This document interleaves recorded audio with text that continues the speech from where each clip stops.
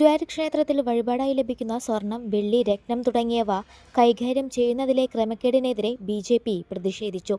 ഇതുമായി ബന്ധപ്പെട്ട audit report Devaswom ഭരണസമിതിയുടെ വീഴ്ച തെളിയിക്കുന്നതാണെന്ന് BJP നേതാക്കൾ പറഞ്ഞു. മമ്മിയൂർ ക്ഷേത്ര പരിസരത്ത് നിന്ന് ആരംഭിച്ച മാർച്ച് മഹാരാജ ജംഗ്ഷനിൽ പോലീസ് ബാരിക്കേഡ് വെച്ച് തടഞ്ഞത് നേരിയ സംഘർഷത്തിനിടയാക്കി.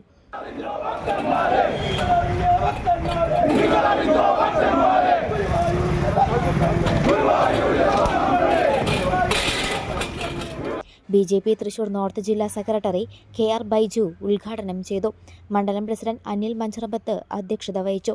ജനറൽ സെക്രട്ടറി സുജയൻ മാമ്പുള്ളി, യുവമോർച്ച ജില്ലാ പ്രസിഡന്റ് K കാളിദാസ്, മനീഷ് കുളങ്ങര, പ്രസന്നൻ വലിയപറമ്പിൽ, ദീപക് തിരുവെങ്കിടം, പ്രദീപ് പണിക്കശ്ശേരി, ജിതിൻ കാവീട്, മനോജ് പൊന്നുപറമ്പിൽ, ശ്രീജിത്ത് പള്ളിക്കര, സൂരജ് താമരയൂർ, കൃഷ്ണൻ നളന്ത, EU രാജഗോപാൽ, സുധീഷ് എന്നിവർ നേതൃത്വം നൽകി.